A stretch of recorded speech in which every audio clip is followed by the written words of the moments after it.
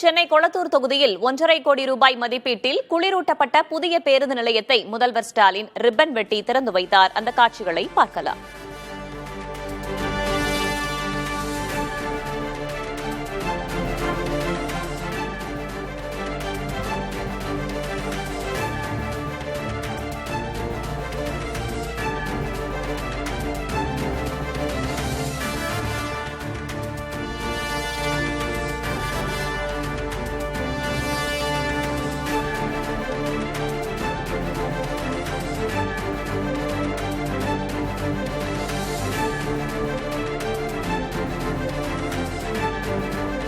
கூடுதல் தகவல்களை வழங்குவதற்காக செய்தியாளர் கிறிஸ்துராஜா இணைந்திருக்கிறார். கிறிஸ்துராஜா, விரிவா சொல்லுங்க.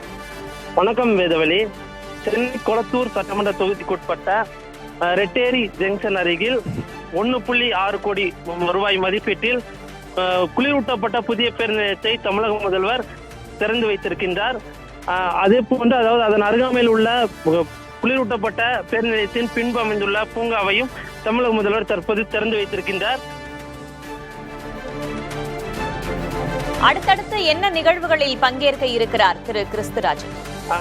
அதனைத் தொடர்ந்து அதன் அருகாமையிலே, அதாவது மேம்பாலத்தின் கீழ் பயணிகள் நிழற்குடை, அதாவது மழை வெயில் காலங்களில் சிரமப்பட்டுக் கொண்டிருந்த மக்களுக்கு ஏதுவாக நிழற்குடையும் அமைக்கப்பட்டிருக்கிறது. அதையும் தற்போது திறந்து வைத்திருக்கின்றார்.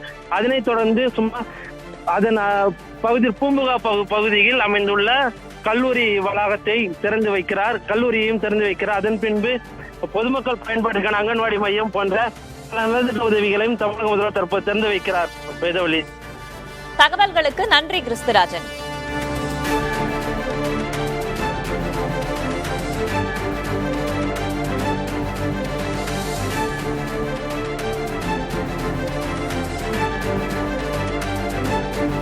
சென்னை கொளத்தூர் தொகுதியில் 1.5 கோடி ரூபாய் மதிப்பீட்டில் குளிரூட்டப்பட்ட புதிய பேருந்து நிலையத்தை முதல்வர் ஸ்டாலின் ரிப்பன் வெட்டி திறந்து வைத்திருக்கிறார்.